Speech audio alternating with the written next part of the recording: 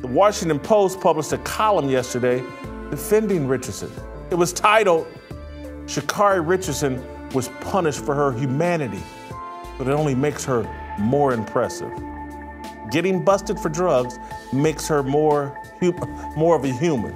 All right, here's a quote from the story. "Richardson's trip across the Olympic stage has been meteoric, and not just because of the way her orange hair streamed behind her on the track. Her trajectory was brilliant and over too soon for reasons that strike many observers as profoundly unfair.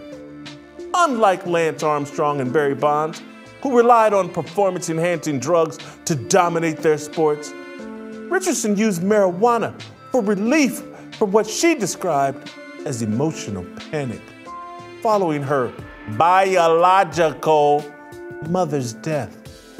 Richardson wasn't making a false claim to excellence.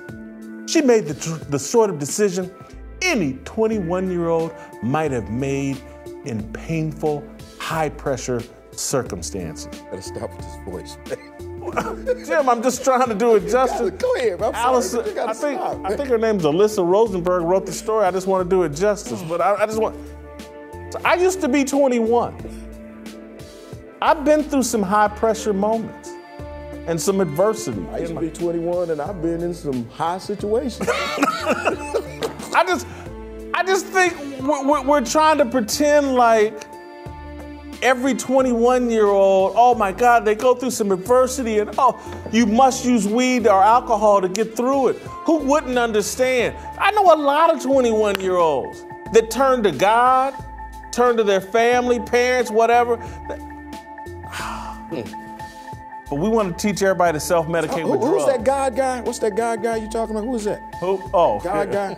Jesus. Yeah, go ahead, yeah. Smoking weed is an expression of humanity now. We've decided marijuana is harmless. It's the new coffee.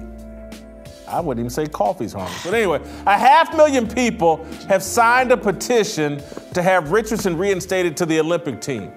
Celebrities such as Dwayne Wade, Odell Beckham Jr., Cardi B, Patrick Mahomes, Seth Rogen, Gabrielle Union, they've all jumped. And all the other weed smokers in Hollywood. Go ahead. They've all jumped to defend Richardson.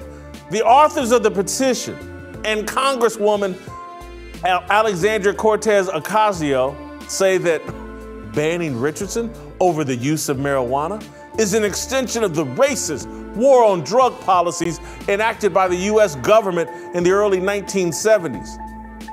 Let me quote directly from the petition, and I believe this is from Move On.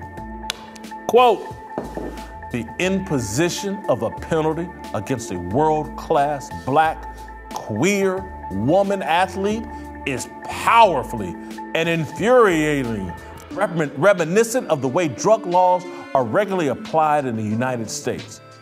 Recreational marijuana use has been de facto legal for upper middle class white people for years. Something more states are recognizing as they legalize marijuana for all people and consider how to repair the damage done to black and brown communities by decades of the war on drugs." Did you know that when police, and Jim used to be in law enforcement, did you know that when they went out and enforced drug laws and marijuana, are you queer or not? Used to be the first question when they knock down the door and come through, are you queer? Queers, get on the ground! Is that what y'all used to do? I mean,